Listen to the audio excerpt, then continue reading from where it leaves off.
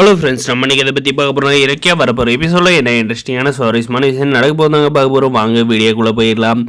நம்மளுடைய கார்த்திக் பார்த்திங்கன்னா ரொம்பவுமே மன உளைச்சலுக்கு ஆளாச்சிட்டு இருந்தாங்க சொல்ல முடியும். ஏன்னா ஒரு பக்கம் வீட்டில் இருந்த பைரவி வாழ்க்கையை கெடுக்கிற மாதிரி அந்த அஞ்சலியை கல்யாணம் பண்ணி வச்சது. அதுவும் கல்யாணம் பண்ணி வச்சதுக்கப்புறம் பார்த்திங்கன்னா இந்த அஞ்சலி ரொம்பவுமே நம்மளை ஏமாற்றிருக்காளே அப்படின்ற எண்ணத்தில் அது குழந்தை இருக்குன்றதை நம்ம ரொம்பவே ஆசையாக இருந்தோம். அதில் மண்ணள்ளி போடுற மாதிரி போய் சொல்லி நம்ம வாழ்க்கையை அழிச்சிட்டாங்களே.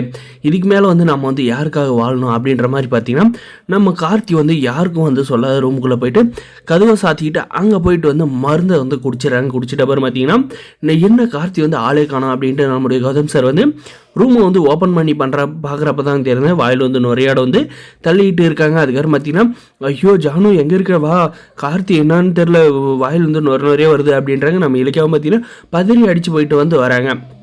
டக்குன்னு கார்த்தி என்னடா இப்படி பண்ணியிருக்க அப்படின்ற மாதிரி பக்கம் இருக்கிற விஷ பாட்டில் எடுத்து பார்க்குறாங்க. அதுக்கப்புறம் பார்த்தீங்கன்னா டக்குன்னு ஹாஸ்பிட்டலுக்கு கூப்பிட்டு போங்க அப்படின்னு நம்ம ஜானிக்கு சொல்கிறாங்க. ஐயோ கார்த்தி ஏன்டா இப்படி பண்ண, உனக்கெல்லாம் நானெல்லாம் இருக்கேன், எங்களெல்லாம் கண்ணு தெரியலையா அப்படின்ற மாதிரி ஆள்றாங்க. அதுக்கப்புறம் பார்த்தீங்கன்னா நம்மளுக்கு அந்த அத்தை எதுக்கு கவலைப்படாதீங்க, கார்த்திக் எந்த ஒரு பிரச்சனையும் வராது, அவன் நல்லா தான் இருப்பான் அப்படின்ற மாதிரி சொல்கிறாங்க. டக்குன்னு போயிட்டாங்களா, ஹாஸ்பிட்டலுக்கு போயிட்டாங்களா அப்படின்ற மாதிரி நம்மளுடைய கௌதம் சாருக்கு ஃபோன் பண்ணி கேட்க சொல்கிறாங்க.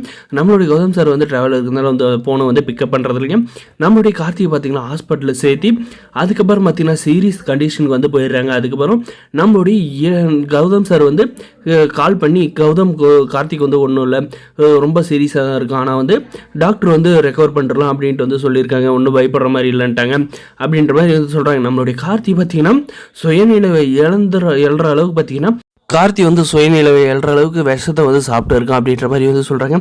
ஐயோ அப்படின்ட்டு பதறி அடிச்சுட்டு பார்த்தீங்கன்னா நம்ம இலக்கியா பைரவி நம்மளுடைய ஜானி எல்லோரும் ஹாஸ்பிட்டலுக்கு போகிறாங்க.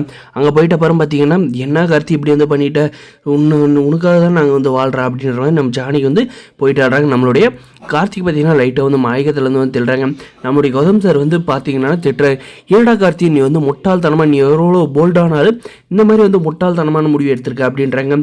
அதுக்கப்புறம் பார்த்தீங்கன்னா நம்மளுக்கு கார்த்தி என்ன சொல்கிறான்னு பார்த்தீங்கன்னா இனிமேல் நான் யாருக்காக வாழணும், என்னை கட்டிக்கிட்டு வந்தவளும் குழந்தை இருக்கிறதா சொல்லி என்னை நல்லாவே நம்ப வச்சு கழுத்த அறுத்துட்டா, வீட்டில் இருக்கிறவங்களை எல்லாரும் ஏமாத்திருக்கா, நம்மளுடைய வீட்டோட மான மரியாதை எல்லாமே போச்சு.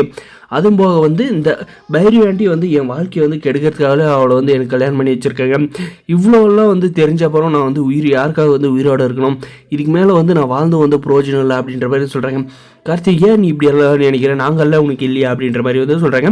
நம்ம கார்த்திக் எதுவுமே ஆகக்கூடாது, நம்ம கார்த்திக் பார்த்தீங்கன்னா பழையபடி ரெக்கவர் ஆகி ஆஃபீஸ் பொறுப்பெல்லாம் பார்த்துணும் அப்படின்னு நினைக்கிறேன். இந்த வீடியோக்கு லைக் பண்ணுங்கள். நம்ம இலக்கிய கௌதம் எப்பயுமே கார்த்திக் கைவிட மாட்டாங்க அப்படின்னு நினைக்கிறேன். இந்த வீடியோக்கு லைக் பண்ணி மறக்காத நம்ம சேனலை சப்ஸ்கிரைப் பண்ணாதான் மறக்காத சப்ஸ்கிரைப் பண்ணி ஆதரவு தாருங்க. தேங்க்ஸ் ஃபார் வாட்சிங் கைஸ்.